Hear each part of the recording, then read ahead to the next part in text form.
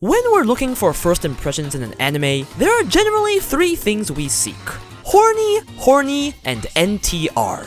Now you know why I'm making this video. Engage Kiss is the kid that gets clowned on because he made one embarrassing mistake at the beginning of the year, even though he's insanely talented. I will not stand for this blasphemy, so today I'm forcing down your throat why I've been in love with this show and how it turned everything around. It all started in episode 1, where the anime, well, let's just say it decided to do a magic trick and pretended to fail. It was essentially presented as this generic comedy fan service harem where 2 beautiful women, aka Lucia and long-haired Ichigo, are into this deadbeat, broke scum man Naofumi, wait a second, for some reason and are fighting over him. To the death. During work. Literally. As with isekai, many people were tired with this stupid generic premise and just decided to move on. Not even the Sakuga could save it. I mean, look at this shit. Honestly, I was gonna watch it regardless because I eat up generic fanservice harem like a fly swarming over garbage, but then episode 3 hit, and the real premise came in. So in episode 1, we learned that Kisara gets superpowered by making out with Shu. Haha, classic anime kissing makes you go Super Saiyan and rips half your clothes off. Then we learn in episode 3 that his memories are being sucked away. Okay? That's... okay? Oh, by the way, this man's family was slaughtered and he's sacrificing everything for revenge and finding his probably not alive sister, while his ex-girlfriend helplessly watches him spiral downwards.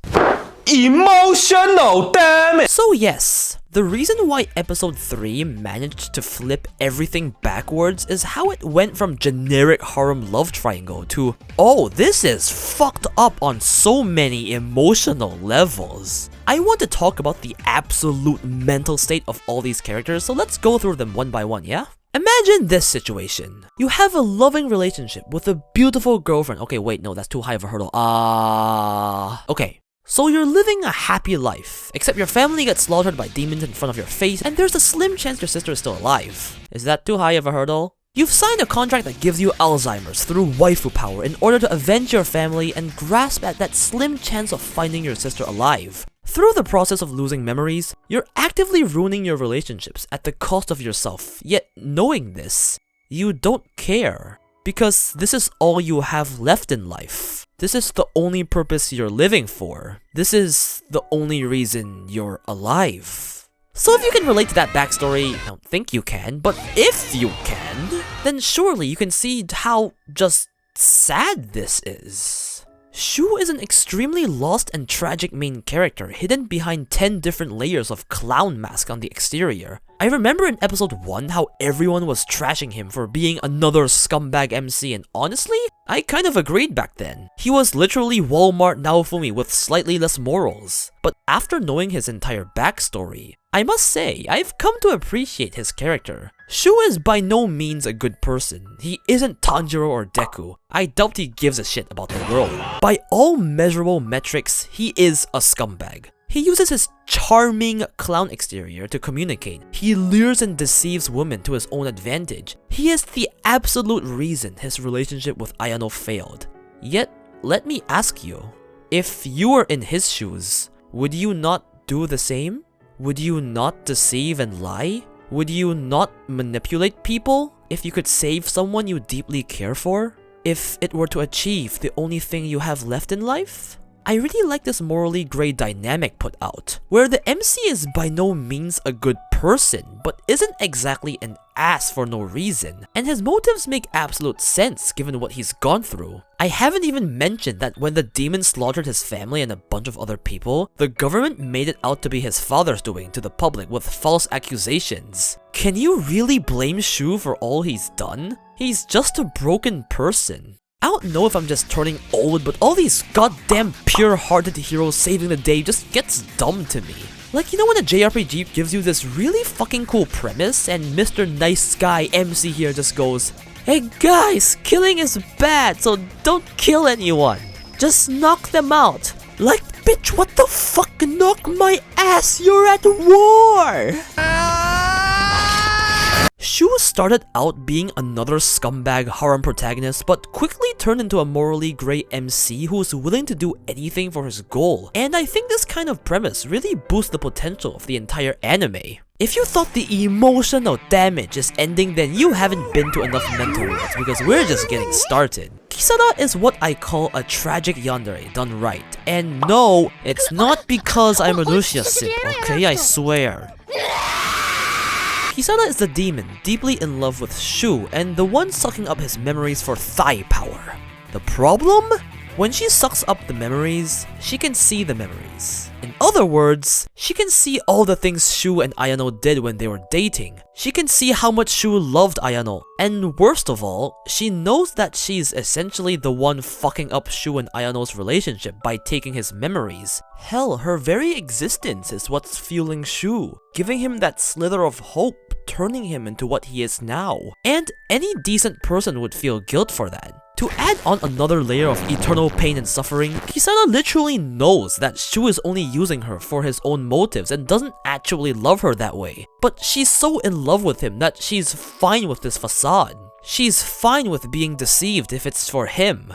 That's just so tragic. If injecting glucose into your veins is what's supposed to get you high, then give me the whole clinic, because call an ambulance, but yes, it's for me. My yandere girl doesn't deserve this. I like Kisara's writing as a yandere because she isn't over the top like edgelord Gasai over here.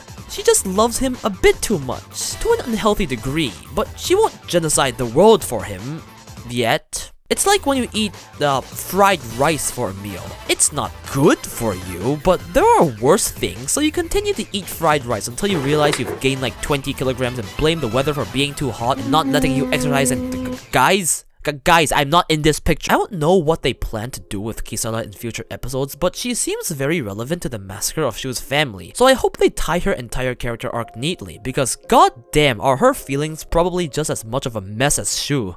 And finally, we have Ayano, the legendary ex-girlfriend who loved, still loves Shu.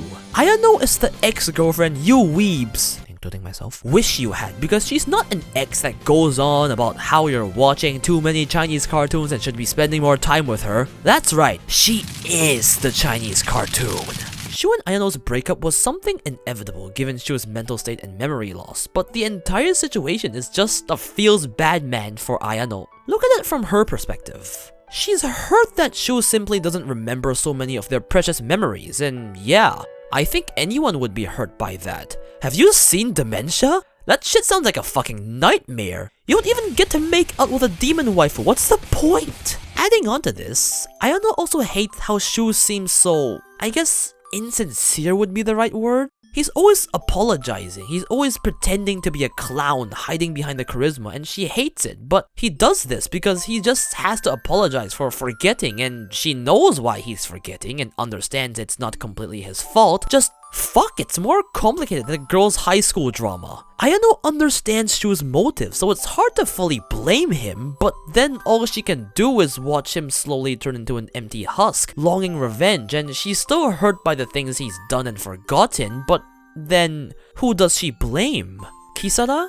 That's still Shu asking her to suck the memories. She still loves him, but doesn't know what to do, and it's just an absolute mess of a situation. It must be really hard watching someone you love go through that and being completely helpless. All their time together, all their memories together, all the sweet things she planned and wanted to do. Everything taken away by lost memories and a man who lusts for revenge, grasping at what's left. And this brings me to my ultimate point. This entire love triangle is an absolute fucking conglomerate of emotions, and that's what makes it so unique and interesting to watch. We've gone way past childhood friend versus transfer student, tsundere versus kudere, whichever the fuck girl the MC met when he was 5 years old. It's just not as simple as that. They probably wish it was as simple as that. All three of them are buried under layers of guilt, despair, and feelings I probably don't even know the words to because my English is garbage. The entire situation is fucked on all three ends, and that's what ties all three ends of this love triangle so well. It's fascinating to see how these characters deal with their feelings, the fucked situation, and most importantly, each other. All of this combined makes for a way more unique viewing experience than another fucking high school rom-com, and I really appreciate the fresh experience. One more thing I'd like to mention is the presentation of the anime, and no, it's not about the animation that makes my eyes come tears of happiness. Remember how I said Shu hides his true self behind a clown wall? Well, that's more like the entire anime in general. I've spent most of this video talking about the fucked up circumstances all three of them have to go through, but you wouldn't really think it's that kind of anime based off the exterior. The colors are vibrant, there's quite some humor, and damn those ass shots. If the anime was a clown on the outside, then episode 1 is the entire fucking circus, because I certainly didn't think it would go down this road later. I came for battle titty, not existential crisis. Just seeing some fan-servicey comedy scenes, and I guess particularly episode 1, might have led to some misunderstandings on what the anime really is about. But when you get to the deeper scenes, the premise of the show really shines, and it's a shame that some people didn't give it more of a chance past the first episode or two.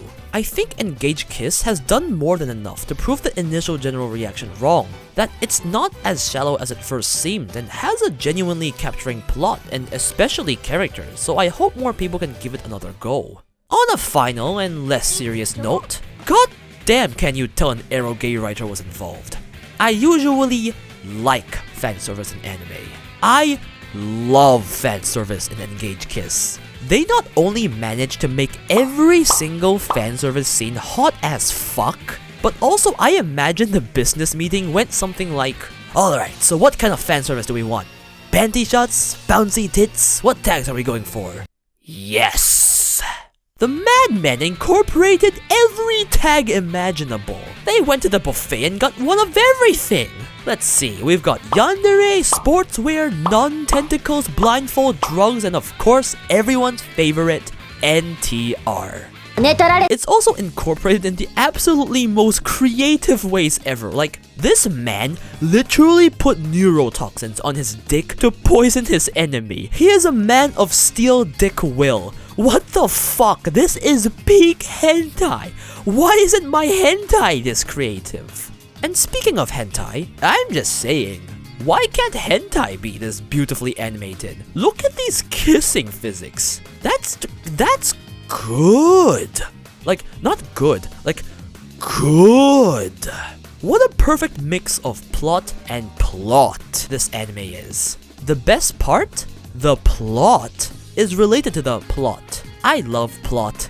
These guys here might need a bonk, but it's a bonk of honor. I'm sure his dick has honor, don't worry. Might have to give it a medal actually. Wait, can you wear a medal on your dick?